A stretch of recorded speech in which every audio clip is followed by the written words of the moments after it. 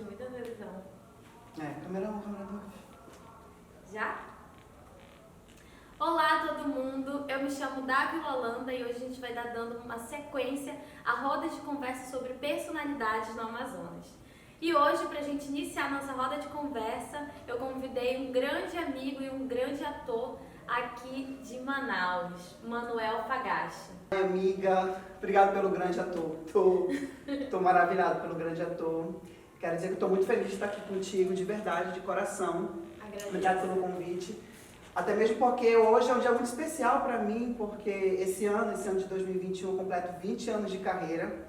Agora em outubro eu faço 20 anos de carreira, então é a primeira vez que de fato eu vou falar sobre a minha humilde trajetória pelo teatro. Então esse é um momento que vai se eternizar aqui com você e eu estou muito feliz, de verdade. Manu, vou até usar da intimidade que a gente tem de chamar de Manu. Eu que quero agradecer muito por você ter aceitado. Você sabe que você tem um papel que foi fundamental para mim, foi onde eu conheci, né? Você me pegou pela mão e trouxe textos teatrais para a gente ler junto, fazer leitura dramatizada, e isso para mim ficou marcado. Então eu quero te agradecer imensamente por você estar aqui. E acho que hoje você pode começar falando um pouquinho sobre quem é o Manuel Fagashi hoje. Bom, Manuel Fagashi, eu sou ator, diretor e também estou trabalhando agora como produtor cultural, né, produtor artístico. Trabalho na companhia de teatro Criatê, junto com meus parceiros de cena, Camila Duarte, Cleison Duarte. E também trabalho em outras companhias, como a Trilhares, que é uma casa que sempre me acolhe, que sempre a gente está trabalhando junto. Gosto muito daqui, gosto muito de trabalhar com a Rafa. E com outras companhias também, como a Jonathan Salles Produções, que é um amigo muito querido, que sempre que ele precisa de mim, a gente está trabalhando junto, seja produzindo ou seja em cena. Então, estou aí, na atividade. Manu, eu queria saber como que foi esse encontro teu com o teatro. Quem foi até quem? O teatro veio até você, você foi até o teatro, como que isso aconteceu? Desde o início, conta pra gente. Dávila, então, desde criança eu já tinha algumas aptidões para arte, só que eu não sabia identificar. Até mesmo porque eu sou de peixes, então eu tenho um processamento bem lento. A gente vai falar sobre esses processamentos. Mas eu lembro que quando eu era pequeno, meu pai gostava muito de ouvir música, então eu já despertava ali um interesse também enfim, por música. E lá da minha casa eu sou o único artista, né? Eu sou o único que desenvolveu essa aptidão. E aí tem aquele lance de quando você é criança, você viver não faz de conta, de brincar, de colocar roupa e ser personagens. Então eu tinha muito isso mesmo. Eu lembro que eu conversava com as paredes, eu dava aula para as paredes, dava aula para os tijolos. Então tudo que eu, por exemplo, eu ia para a escola, eu via a professora dando aula, quando eu chegava em casa eu ficava tentando reproduzir aquilo. Então parte muito desse universo infantil que eu não sabia ainda explicar necessariamente. É a arte que eu quero trabalhar.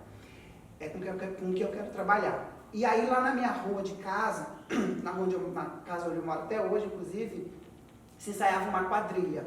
Toda noite, né, período junino, tinha um ensaio da quadrilha, que era Taquitá na Roça, que se chamava.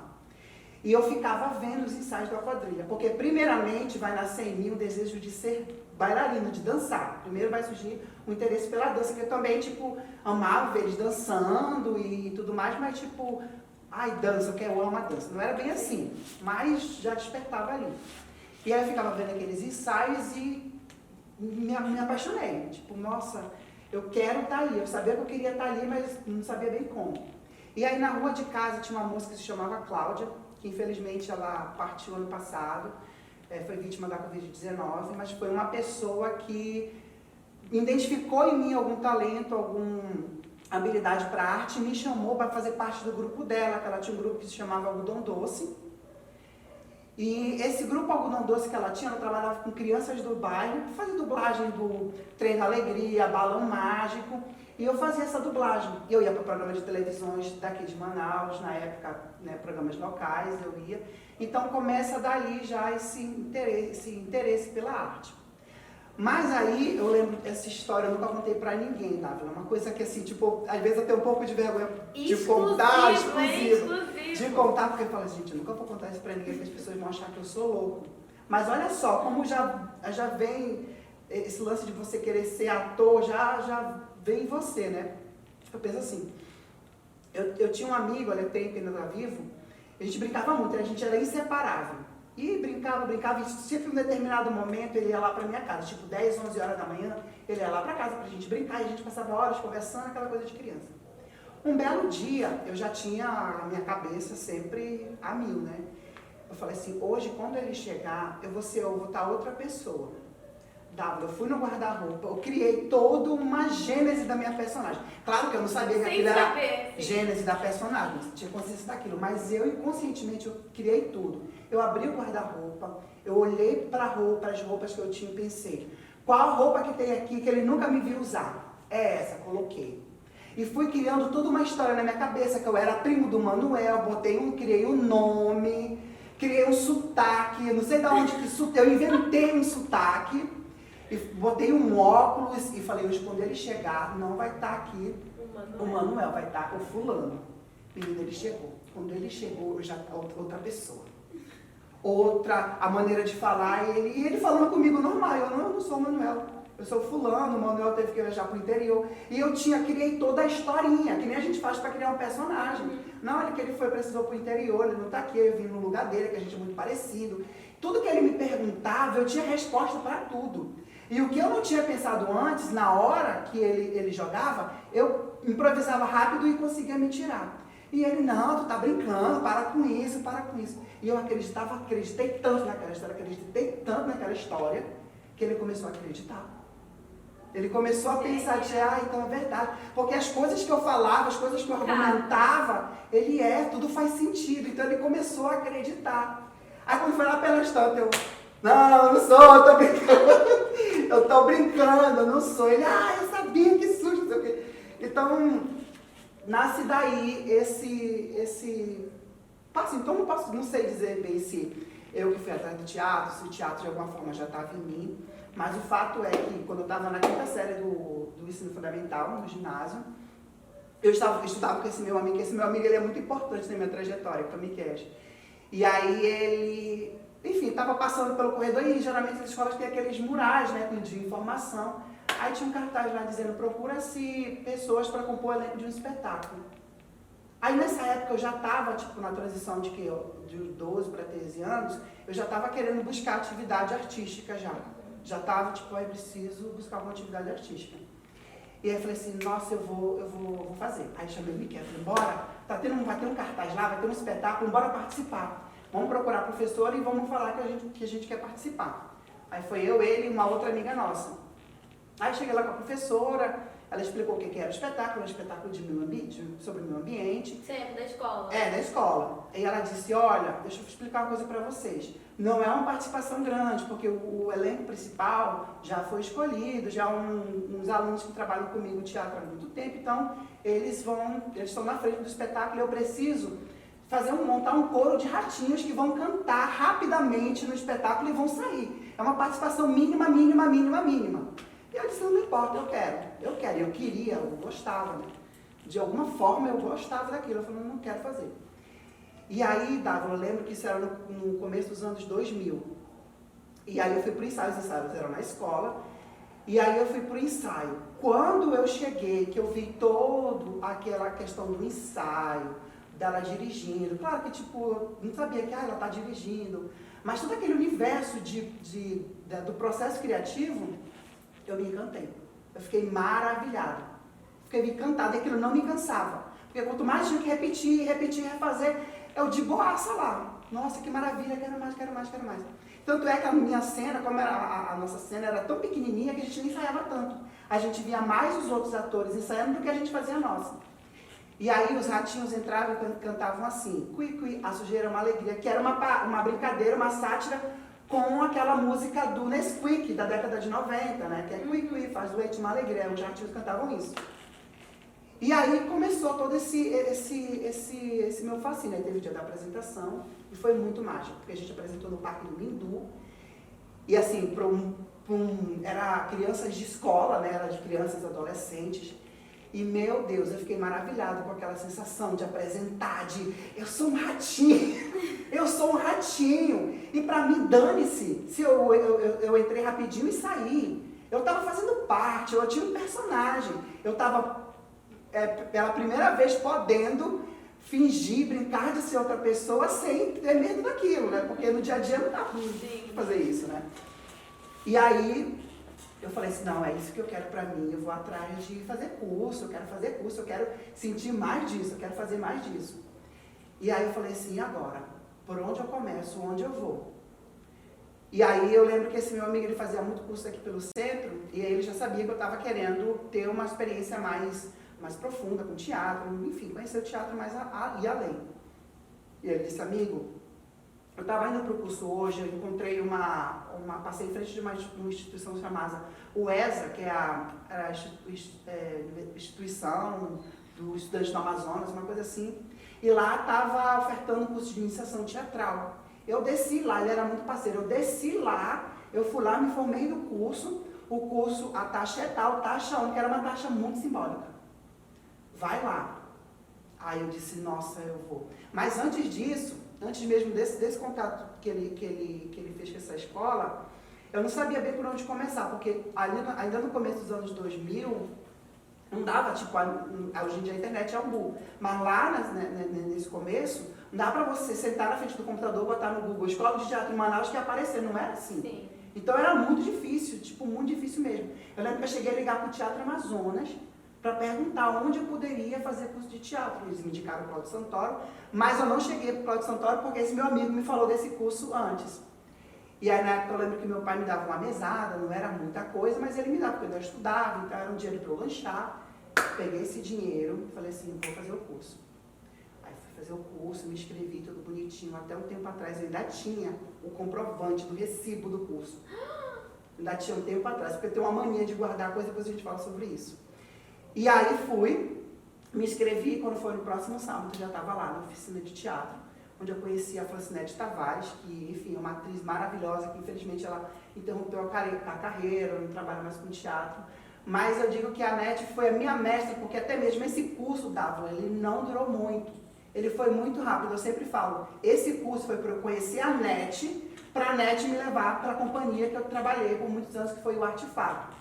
Porque a oficina, tipo, tinha 4 ou 3 alunos, e acho que não durou nem um mês. Não durou nem um mês, teve alguns problemas, o curso não vingou.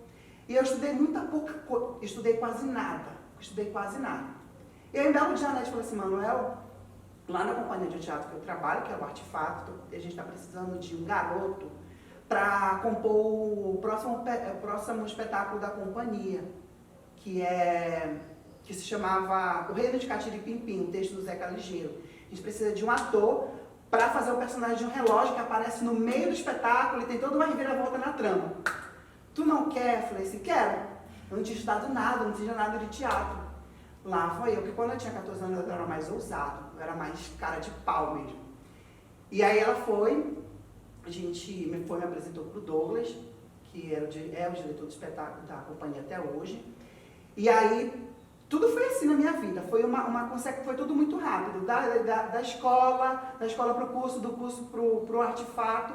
E lá no Artefato foi quando eu comecei a estudar de fato, porque toda a minha formação da prática, aliada a oficinas, a cursos, porque eu vivia a prática lá no grupo, e assim que eu podia, eu pintava um curso de expressão corporal, eu ia, pintava uma palestra tal, eu ia. Então a minha formação ela se dá muito assim, porque era muito difícil você conseguir, não tinha tantas escolas de teatro assim em Manaus, como hoje, graças a Deus, hoje em dia está surgindo, né? Então se dá muito desse paralelo. E aí tinha toda essa questão, né? Tipo, estava começando, então eles tinham paciência de, a gente vai fazer uma leitura de mesa, explicava o que era leitura de mesa, a gente vai fazer uma leitura branca, isso aqui que é leitura branca. Olha, agora a gente vai marcar, tudo muito era assim. Eu ia pro teatro, olha, Manuel, isso aqui que é uma coxia, tipo, era tudo muito real. Não tive esse tempo de ir pra escola, processar para saber. Sim. Então... Já aprendeu tudo na prática. Tudo na prática, tudo muito na prática. E aí, Dávila, isso é bom e ao mesmo tempo é ruim. Porque eu fui inserido numa classe, então assim, eu tinha que correr muito atrás. Porque quando eu entrei, as pessoas falavam de Stanislavski, elas falavam de Brecht, elas falavam de Strindberg. O primeiro dramaturgo que eu ouvi foi o dramaturgo sueco Strindberg. Eu falei assim, meu Deus, quem é Strindberg? Então o que acontece, Dávila? Eu tinha que correr, ralar, para acompanhar os debates, as palestras que tinham, que as pessoas citavam esses teóricos, eu ficava assim, meu Deus, era terrível. Então, era muita busca mesmo, assim, de querer aprender, de querer saber, de querer buscar para poder estar naquele meio, né? E também tinha o lance de todo mundo da classe conhecia, então eles falavam, o Michel Guerreiro, o Nonato Tavares, eu, meu Deus, quem são essas pessoas? Essas pessoas são os veteranos da classe teatral amazonense, então, tipo, meu Deus, eu tenho que saber quem é, eu tenho que buscar, me informar, conhecer elas. Então, toda a minha vivência, a minha adolescência, ela é toda trabalhando, toda como artista. Então, assim, quando você tem 14 anos, você está começando a adolescência, a puberdade, quer saber de namorar. Então, assim, cara, eu já estava procurando saber quem é Stanislavski. Era assim, tipo, muito louco. Tanto é que meu primeiro livro de teatro que eu comprei foi A Construção da Personagem do Stanislavski. Eu comecei pelo segundo, né? Que são 3, eu comecei pelo segundo, né? Juntei ali a mesadinha do meu pai e comprei o livro do Stanis para ler. Então, a partir disso, nasce toda uma cobrança. Eu me cobrava muito. E lá no Artefato, né, o Douglas tinha um vigor muito grande com os atores. A gente tinha que chegar com o texto decorado. Então, ele falava assim, tem que chegar com o texto decorado e no horário. As pessoas, tipo, quem trabalha comigo sabe que eu sou Caxias com horário, né? Sou muito... Mas, assim, por conta da formação. Então, o mínimo, ele falava, o mínimo que um ator tem que fazer é chegar com o texto estudado, decorado e no horário. Então, assim, eu fui me educando, assim, eu fui me criando. E também porque eu acredito que chegar atrasado é uma falta de respeito. Com certeza. Uma falta de respeito com toda uma equipe, né? Porque não é só você. Se fosse só você... Claro que imprevistos acontecem, né? Mas, tipo, faltar ensaio. Você só podia faltar ensaio em caso de morte ou doença. Fora isso, não tinha desculpa, não tinha outra desculpa. Quando não tinha dinheiro para o transporte, está aqui o dinheiro para o transporte. E por muitos anos eu me virava assim, para estar acompanhando os ensaios devido à falta de transporte. E aí fiz o Reino de Catiripimpim. E aí, Dávila, quando eu dou essa oportunidade, eu fiquei muito aflito, fiquei muito feliz, mas ao mesmo tempo fiquei muito aflito porque eu não sabia se de fato eu ia continuar no grupo, porque eu poderia não continuar, ele poderia não me querer. Eu tinha 14 anos, a minha mãe nem estava comigo quando minha mãe não me acompanhava, fui atrás sozinho. E eu ficava assim, será que eu vou continuar, será que eu não vou ficar por aqui? E ele falava muito, ele gostava muito de citar uma frase do Antônio Filho, que era, essa meio que tu perguntou no começo. Ele dizia, não é a gente que escolhe o teatro, é o teatro que escolhe a gente. Ele falava muito isso ficava martelando na minha cabeça. Meu Deus, será que o teatro vai me escolher? Será que teatro me escolhe? Será que ele está me escolhendo? Eu ficava muito com isso, ficava assim, meu Deus do céu. Eu lembro que logo quando eu entrei, né, na companhia, tu me falou essa frase. Porque me marcou muito, e o Antônio Filho, ele costuma falar muito isso. Mas isso também é no contexto de que às vezes você quer fazer teatro, você quer estar no palco, mas quando você chega lá, você, poxa, atuar não é minha praia, acho que eu não tenho tanto talento para atuar, mas aí você vai para a luz, você vai para a cenografia, enfim, né? O teatro te escolhe, independendo do lugar que você vai estar ali, porque é o universo, né? E aí eu ficava assim, mas eu quero estar no palco, eu amo ser ator, eu quero estar no palco, E aí quando a gente acabou o Catiripimpim, ele me chamou para fazer a Vingança do Carapanã Atômico. E aí de fato ele já me convidou para fazer parte do grupo.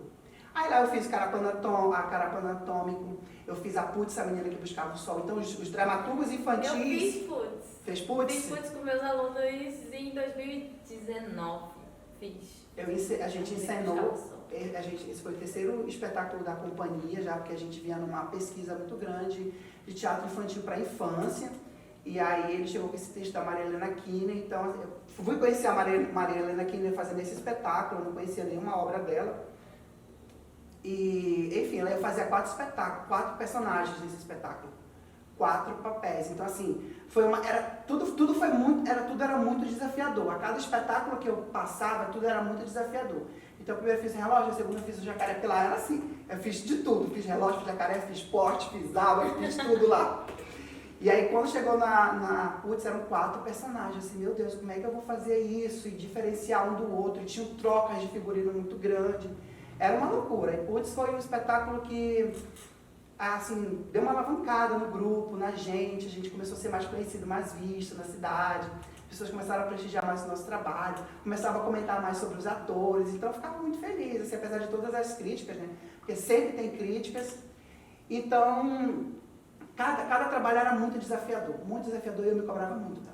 Eu me cobrava muito, muito, muito, muito mesmo, porque assim, você está inserido numa classe, eu com 14 anos já estava sentindo na pele o que é conviver em grupo, o que é estar em grupo, o que é lidar com a dificuldade de grupo, tanto no sentido de lidar com as pessoas como no sentido financeiro da coisa. Então, assim, era muita coisa para administrar, para eu entender. O teatro, ele fala muito sobre isso, né? Ele fala como você lida com pessoas, né? E eu tenho para mim que o teatro, ele é acessibilidade.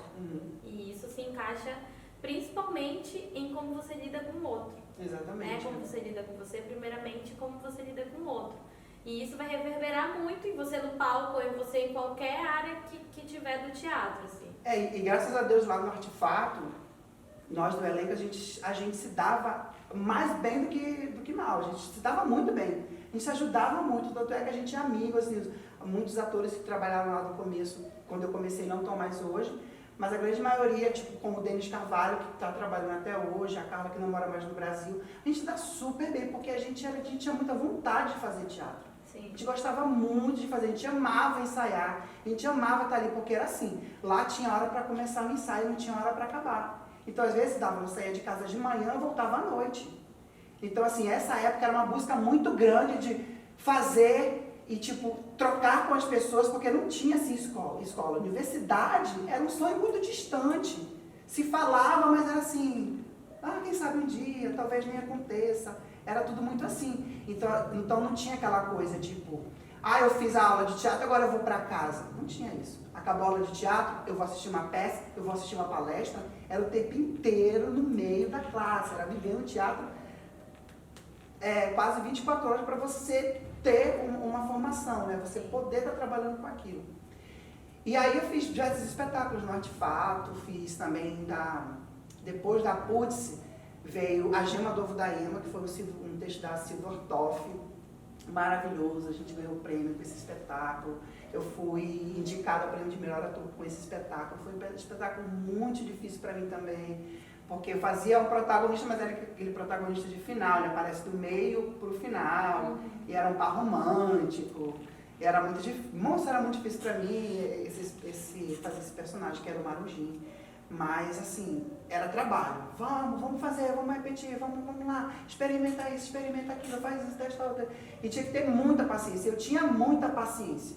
Tinha muita paciência. Eu não me cansava de fazer, de testar até eu chegar num lugar que era satisfatório. E aí, depois, ele resolveu montar o Labirinto de Januário, que era um musical, né, do Willow Krugler. E ele disse, eu quero que tu faça esse personagem, que era o Januário, que era o protagonista. E eu falei assim, vou encarar, eu vou topar esse desafio. Eu preciso ter essa experiência, porque ser protagonista, né? Hoje em dia essa coisa está sendo bastante desconstruída, graças a Deus está sendo diluída, né? Mas é sempre esse lugar de você vai trabalhar muito e vai ser criticado muito. Muito mesmo, né? E aí eu me joguei. Eu falei assim, não canto, né? Eu não cantava, acho que eu cantava só uma música. Eu não cantava, eu cantava os outros atores. Era um elenco gigantesco. E aí o Labirinto foi muito desafiador, porque o Januário era um personagem que ele carregava um sonho muito grande dentro dele. Então tudo que o Januário falava, nada que o Januário falava, tudo tinha um peso muito grande. Tudo. Ele tinha muita vontade, ele era uma criança, então assim, ele tinha uma ingenuidade, uma força de viver, de conhecer, de adquirir o sonho dele, que era estrondosa. Então assim, tinha os textos do Januário, era muito difícil mesmo os textos do Januário. E foi muito trabalho, assim, eu tenho dificuldade de decorar texto, todo mundo fala assim, eu não acho, mas eu tenho dificuldade de decorar texto. É porque eu sou assim, quando tu me dá um texto, eu vou pra casa, eu fico isolado, eu gosto de ficar lendo, eu fico lendo aquilo pra maturar em mim. Então, assim, eu tenho todo um processo, eu não tenho essa visão mágica que é de ler e já faz. Então, assim, no Januário foi bem mais difícil ainda. Sim. E até hoje eu ainda tenho muita dificuldade de decorar texto. Eu tenho assim, como eu posso dizer, quando eu sei que eu tenho um texto para decorar, é um dia que, tipo, se eu puder evitar sair, eu vou evitar sair para, de repente, estudar esse texto, para quando eu chegar na sala de ensaio, eu estar com ele o máximo decorado que eu puder. Sim. Porque tem colegas que falam assim, eu não gosto de decorar o texto em casa, de ficar batendo texto em casa. Eu também não gosto. Mas o que acontece? Se eu não tivesse processo de eu estar decorando a fala, para quando chegar na sala de ensaio, ele vir reverberar e eu poder trocar contigo, para mim não rola, porque eu fico tentando lembrar, eu fico preso naquilo, é tipo, não flui, em vez de eu trocar contigo, de eu me relacionar contigo, deixar a coisa fluir, não flui, porque eu fico assim, agora, o que eu vou falar? Fala, repete pra mim, é horrível. Fica muito preso. É horrível, então tipo, fala assim, tá, tudo bem que tu tá na tua casa, tu não ficar cristalizando intenções, mas tu tá na tua casa, pô, decora a fala pra quando a gente chegar na sala de ensaio, tu manda aqui, eu mando de lá, tu manda aqui, eu mando de lá, tu manda aqui, eu mando de lá, a gente vai se relacionar, a gente vai trocar. Entender. Mas tu precisa, porque tipo, e aí tem esse trabalho, tipo, tu fica em casa, tu decora teu texto, tu se sacrifica por uma saída, por um encontro, às vezes por um momento com a tua família, aí teu colega às vezes chega, não tá com o texto decorado, e tu fica, poxa. Então assim, eu não cobro, mas assim, comigo só funciona assim. Então, o labirinto, ele me desafiou muito nesse sentido, né? E não era só falar, era muito difícil. Tinha que introduzir tudo aquilo e falar com muita verdade, com muita vontade. E foi um processo que me edificou muito, me fez crescer muito como ator. E vieram muitas críticas, claro, mas é isso, né? Eu olho para trás, eu não me arrependo de nada que eu fiz o meu máximo, eu fiz o que eu pude, eu fiz com entrega, eu fiz com paixão, porque eu sou pisciana, então eu mergulho de cabeça. Muito intenso, eu não quero nem saber onde é que eu vou parar, onde é que vai bater, só que isso é o que eu quero fazer. E aí depois do Labirinto, eu ainda fiz um espetáculo com ele, que era a Boleteira Menina à Noite, fiz Baburô, que era o único espetáculo adulto que eu fiz lá, porque sempre fiz peça para infância, que eu gosto muito de teatro para infância, trabalho com paixão, amo fazer teatro para infância. E aí depois, acho que ali pelo finalzinho de 2008, eu saí do grupo, 2007, 2008, eu resolvi sair do grupo e me experimentar. Não, eu quero trabalhar com outros diretores, quero conhecer outras pessoas da cidade, eu quero ter outras experiências, eu quero ter outras formas de ser dirigido como ator, quero trocar com outros atores. E aí eu fui. E aí eu comecei, assim que eu saí do Artefato, eu comecei a trabalhar no Metamorfose, que a minha amiga já estava fazendo os trabalhos lá. Socorro Andrade precisava de montar um elenco para o espetáculo que ela estava fazendo. Era um espetáculo para falar sobre AIDS, era um espetáculo para a escola, ela precisava montar um elenco. E aí minha amiga falou assim, tem o Manuel Fagache. Aí ela, se eu convidar ele, será que ele topa? Aí ela, com certeza. Aí a Socorro me ligou. Quando a Socorro me ligou, eu tomei um susto muito grande. Ela me ligou, eu estava em casa, ela disse, Manuel, eu disse, oi, aqui quem fala é a Socorro Andrade. Camila, eu gelei.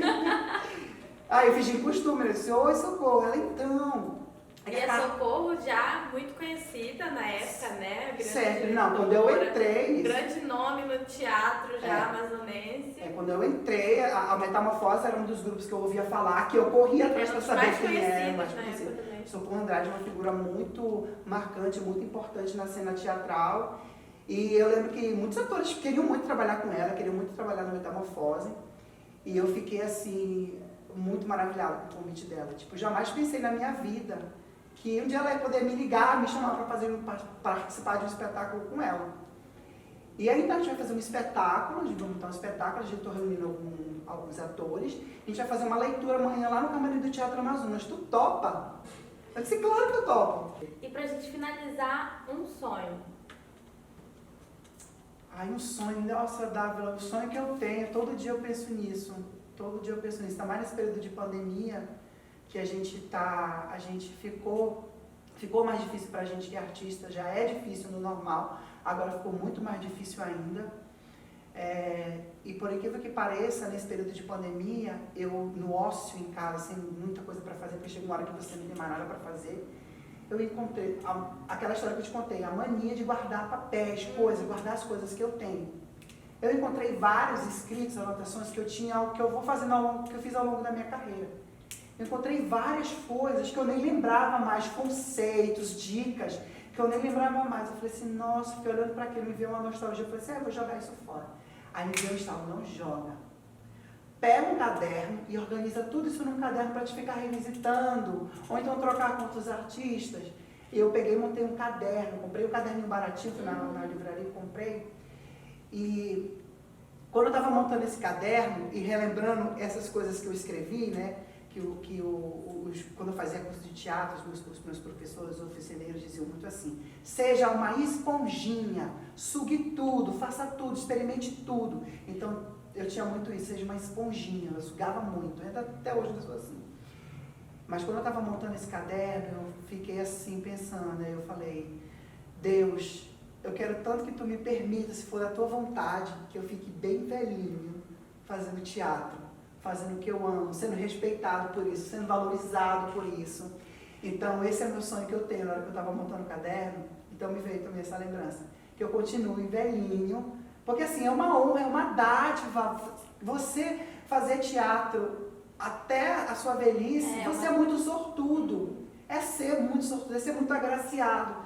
E eu quero, Deus, ser agraciado, eu quero ser muito agraciado, trabalhando, fazendo o que eu gosto até a minha velhice. Então, esse é o meu maior sonho até hoje. Manu. Ai, amiga. Amigo, muito agora que eu tava relaxando. Eu quero muito te agradecer por ter aceitado esse convite. Como eu já falei no início, é uma honra ter você aqui, é uma honra compartilhar, a gente troca desde sempre. E isso pra mim é maravilhoso. Eu espero que vocês que estão aí nos assistindo tenham gostado dessa troca.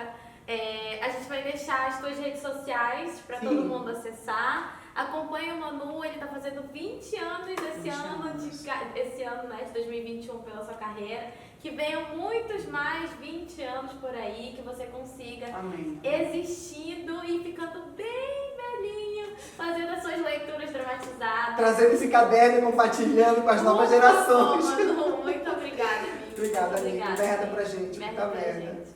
Tchau, tchau, gente. Até a próxima roda de conversa. Tchau, gente.